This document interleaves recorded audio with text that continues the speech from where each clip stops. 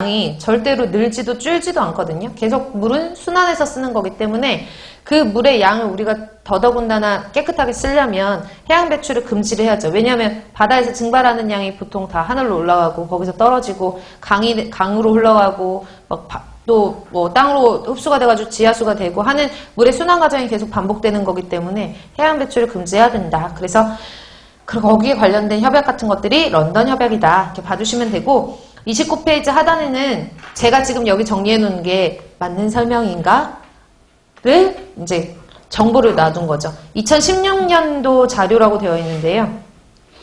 2016년도가 최고잖아요. 그쵸? 왜 그러냐면 2016년도에 폐기물 통계 조사를 했거든요.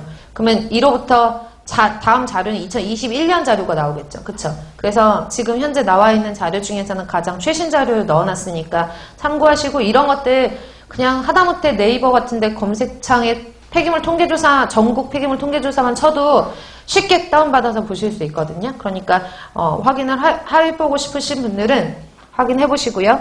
생활 및 사업장 폐기물 발생 현황 보시면은 가장 많은 거 한번 보실래요? 거기 나와 있는 톤.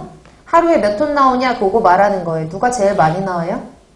건설이 제일 많이 나오죠. 두 번째 줄에 있는 37만 5,367톤은 밑에 있는 세 개 다 더해가지고 한 거예요. 그러니까 이 두 번째 줄에 있는 거는 제외를 하고 나머지 중에서 제일 많은 거 찾으려면은 건설 폐기물이 제일 많고 그 다음에 배출시설계, 사업장 배출시설계가 그 다음이고 그 다음에 생활 폐기물, 그 다음에 지정 폐기물이거든요. 이해 가시죠? 그래서 그거 항목이 많다라는 거.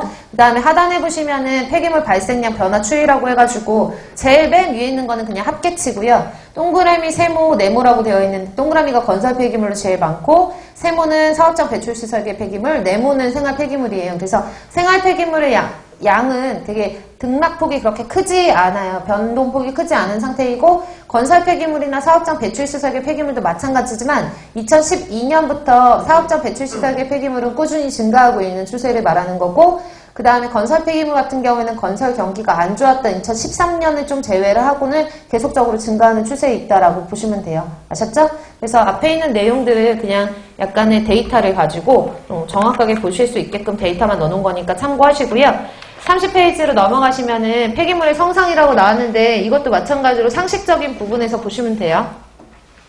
생활 폐기물 중에서도 가연성 물질이 있고 불연성 물질이 있다. 그러니까 보통 가정에서 나오는 물질 중에 연탄재라든지 아니면 유리 깨지면 그거 갖다 버리잖아요.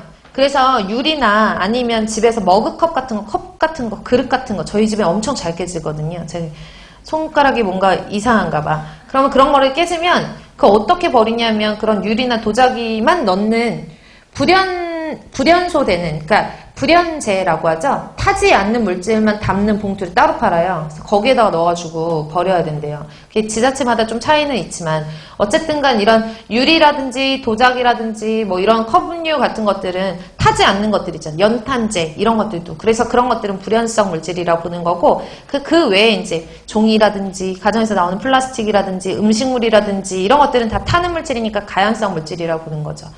만약에 내가 폐기물을 막 분석을 했어요. 불연성 물질이 80%, 가연성 음식물 폐기물이 20%예요. 이런 것들은 소각하면 소각 효율이 뚝 떨어지죠. 그쵸? 굳이 소각을 할 필요가 없다라는 얘기예요. 그래서 이런 성상들을 파악을 해야 되고요. 사업장 배출시설계 폐기물 보시면 가연성 물질, 불연성 물질이 있는데 가연성 물질은 폐지, 폐목재, 그 다음에 고분자 화합물이나 유기성 온이류, 동식물성 폐잔재물. 동식물성 폐잔재물 같은 경우에도 동물들도 유기물의 형태잖아요. 그래서 폐식용유 이런 것들은 가연성 물질이고 불연성 물질들은 금속이라든지 연소한 재라든지 아니면 광물질이라든지 광재 이런 것들은 이제 불연성 물질에 해당이 돼요. 그래서 읽어보시면 될 것 같고 건설 폐기물 중에서도 건설 폐재류, 가연성 건설 폐기물, 비가연성 건설 폐기물 이렇게 구분을 져가지고 쓸 수가 있고요. 건설 폐토석, 혼합 건설 폐기물 이런 것들이 있어요. 그래서 읽어보시면 될 것 같아요.